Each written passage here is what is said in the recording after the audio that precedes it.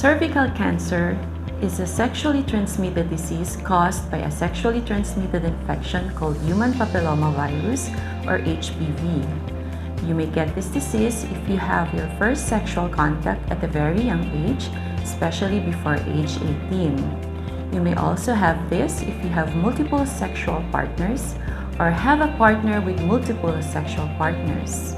You may also get this if you have a weakened immune system or you are taking medications to suppress the immune response, such as if you have an autoimmune disease or you have cancers. You may also get this if you are smoking or breathing in secondhand smoke. You may also get this disease if you are using oral contraceptive pills and have given birth to many children. Being obese could also predispose to cervical cancer because it is more difficult to do a cervical screening, leading to lower detection of precancerous and higher risk cancer.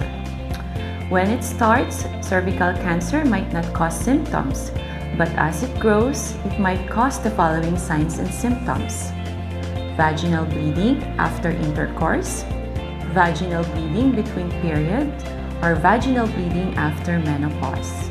You may also have menstrual bleeding that is heavier and lasts longer than usual. You may also have watery or bloody vaginal discharge that may be heavy and have a foul odor. You may also have pelvic pain or pain during intercourse. But the good thing about cervical cancer is that it is highly preventable and highly curable if caught early.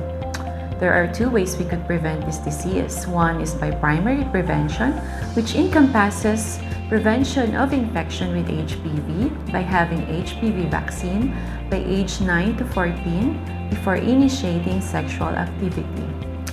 But because HPV vaccine doesn't protect against all HPV types that can cause cervical cancer, getting screened at a regular interval is still important.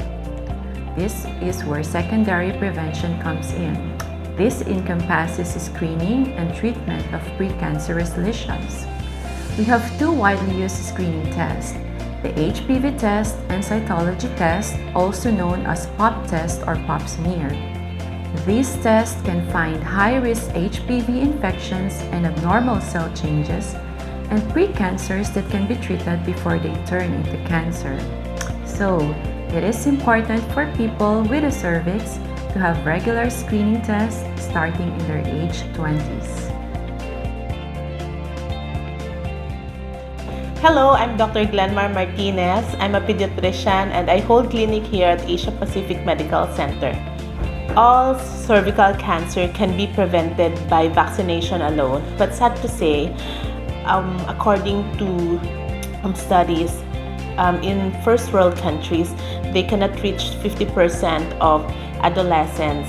Compared in the Philippines, we have maybe lower than 50%. HPV vaccines are very safe and it's very effective.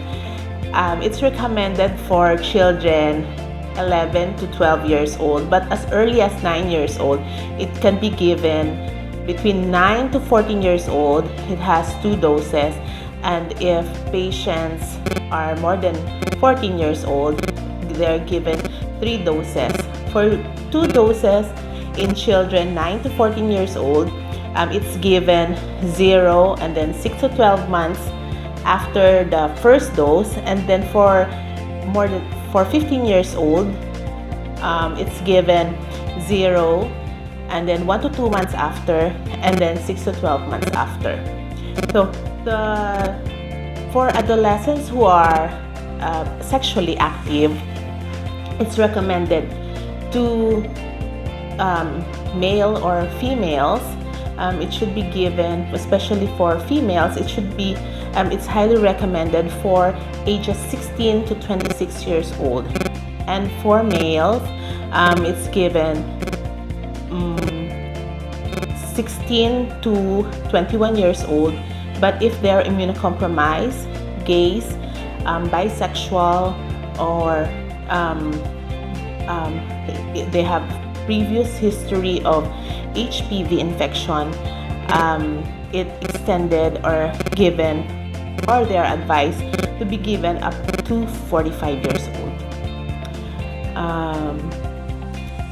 Here it's difficult to have advise parents for vaccination because there's no government subsidies, or it's not given in the health centers, and since it's given in private clinics only and they have to shell out money, it's difficult. But we highly advise parents to have their children vaccinated, even if females are the only ones who can have cervical cancer, but males can have HPV infection that can be transmitted to females.